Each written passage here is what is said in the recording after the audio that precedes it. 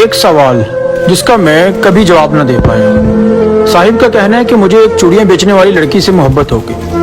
ہم کبھی کبھار ملا کرتے تھے، لیکن مجھے اس کی عادت بہت اچھی لگتی تھی کہ وہ جب بھی کہیں جاتی تو میرے لیے کوئی نہ کوئی تحفہ ضرور لے کے آتی تھی۔ ایک دن ہم ملے تو مجھے کہنے لگی میرے نال شادی کر سیں۔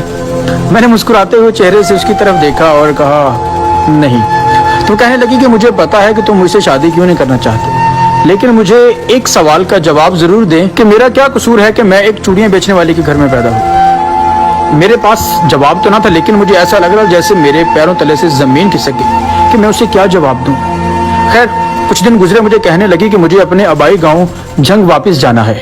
تو میں نے بلا جھجک کہا کہ ٹھیک ہے، تم چلی جانا جب جانا ہوا۔ تو اس کا یہ تھا کہ شاید مجھے روکے گا، میں نے اسے نہیں روکا تو اپنے گاؤں واپس چلی گئی۔ اس سے بچھڑے ہوئے بہت وقت گزر چکا تھا۔ میرا اپنے دوستوں کے ساتھ ہیر رانجھا کے مزار پہ جنگ جانا ہوا، تو جیسے ہی ہم واپس آنے لگے تو ہم دوست آپس میں کھڑے باتیں کر رہے تھے کہ اچانک مجھے ایک نرم ہاتھوں کی نرمی محسوس ہوئی۔ تو جیسے میں نے مڑ کے واپس دیکھا تو وہی لڑکی تھی۔ بے جھجک اس نے کہا کہ آج میری عید ہو گئی، کیونکہ آج مجھے تیری دید ہو گئی، اور آج میری ہر وہ دعا قبول ہو گئی جو میں یہاں پہ آ کے دعائیں اللہ پاک سے مانگا کرتی تھی۔ اس کی سہیلیوں کے کہنے پہ مجھے پتا چلا کہ یہاں پہ آ کے ہر روز یہی دعا کیا کرتی تھی کہ یا اللہ مجھے اس کا دیدار کروا دے، مجھے اس کا دیدار کروا دے۔ اور وہ اتنی بے تحاشا خوش تھی کہ جیسے اس کی خوشی کا کوئی ٹھکانہ نہیں تھا۔ ہم جب واپس جانے لگے تو اس نے ایک بات کا اصرار کیا کہ اب تم جب یہاں تک آ چکے ہو تو اب میرے ساتھ میرے آبائی گاؤں ضرور چلو۔ میرے بارہا منع کرنے پر وہ لڑکی بضد ہو گئی کہ نہیں نہیں، تم یہاں تک آئے ہو، میرے ساتھ میرے آبائی گاؤں ضرور چلو۔ خیر دوستوں نے بھی کہا کہ چلیں اب یہاں تک آ گئے ہیں تو اس کے ساتھ چلتے ہیں۔ بالآخر ہم نے اس کے گاؤں جانے کی حامی بھر دی۔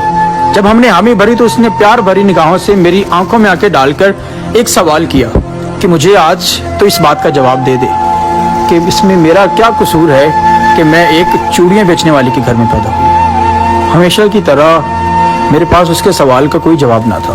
میں نے اس کی طرف پیار بھری نگاہوں سے دیکھا اور کہا کہ چلو تمہارے گاؤں چلتے ہیں۔ وہ بھاگ کے گاڑی کی فرنٹ سیٹ پہ ایسے بیٹھی کہ جیسے اسے دنیا کی ہر چیز مل گئی ہو۔ ہم جب اس کے آبائی گاؤں میں پہنچے تو اس نے اپنی سہیلیوں کو مزید اکٹھا کر لیا اور اس کی اماں کہنے لگی بیٹا یہ اللہ سے بھی پہلے تیرے نام کی تسبیح پڑھتی ہے۔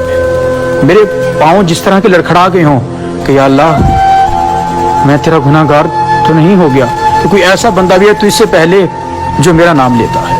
خیر اس نے ہمارے لیے ایک بہت ہی لذیذ سا کھانا تیار کیا۔ ہم نے کھانا کھایا۔ کھانا کھا کے جب ہم واپس نکلنے لگے تو اس نے اصرار کیا کہ کچھ دن رک جاؤ۔ خیر ہم رک نہیں سکتے تھے، ہمارے پیچھے کے بہت زیادہ کام تھے، لیکن جب ہم واپس نکلنے لگے تو اس نے پھر سے ایک سوال کیا کہ اب جا تو رہے ہو، مجھے ایک سوال کا جواب دے دو کہ اس میں میرا کیا قصور ہے کہ میں ایک چوڑیاں بیچنے والے کے گھر میں پیدا ہوں۔ اور یہ بندہ کیا جواب دیتا جو اس کے بارہا پوچھنے پر اسے کوئی جواب نہ دے سکا تھا۔